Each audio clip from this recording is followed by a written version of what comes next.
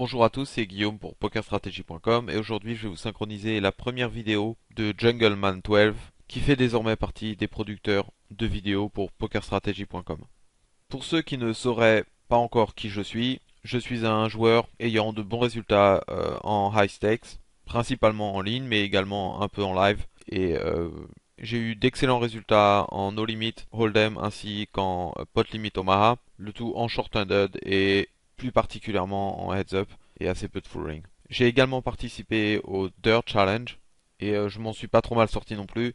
Et si vous êtes intéressé, vous pouvez aller jeter un œil à mon Twitter qui est JunglemanDan ou bien vous rendre sur mon site internet junglemandan.com.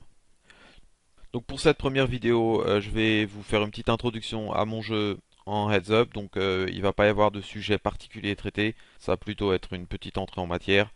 Et donc c'est des mains jouées principalement contre des regulars et il y a un fiche à un moment. Mais bon, tout ça vous le verrez, je vous propose de ne pas perdre plus de temps et de nous plonger directement dans le cœur de l'action. Donc j'ai essayé un certain temps de trouver des joueurs pour la vidéo et j'ai fini donc par trouver un joueur contre qui j'ai pu jouer sur deux tables et un peu plus tard il y a également un fiche qui m'a rejoint, comme vous le verrez un peu plus tard dans la vidéo. Une des premières mains, enfin du moins assez tôt dans le match, on a eu une main relativement intéressante.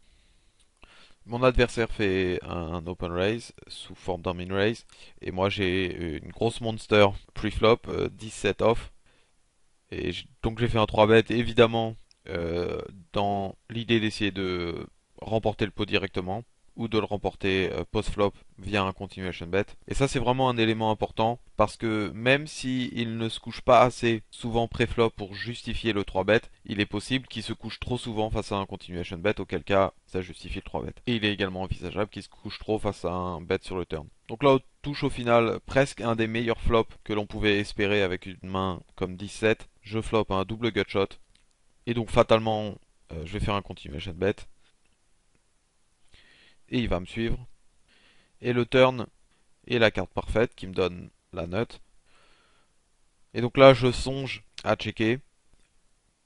Tout simplement parce que c'est assez difficile pour lui de trouver un call sur ce board.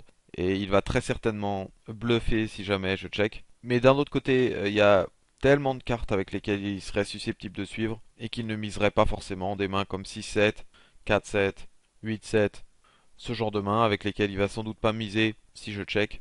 Et je pense par ailleurs pas qu'il ait énormément de float à ce point-là du match parce que c'est vraiment une des toutes premières mains. Ce qui fait que je pense qu'il va suivre bien plus souvent qu'il ne va miser. Et par ailleurs, j'ai également une excellente main. Donc l'un dans l'autre, je préfère opter pour un value bet.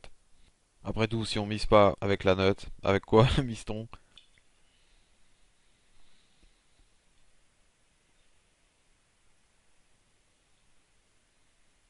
Il suit et la river amène une quatrième carte de la quinte. Ce qui fait que s'il avait un 7, maintenant il a une quinte. Donc maintenant on peut se demander s'il est préférable d'opter pour un check ou pour une mise. Donc ce qui va plaider en faveur d'une mise, c'est qu'il pourrait trouver un hero call avec une main comme une double paire, As-8 peut-être, ou une main comme une pocket d'As avec laquelle il sait du slow play, ce genre de choses, qui sont toutes des mains avec lesquelles il va sans doute pas miser si jamais je check.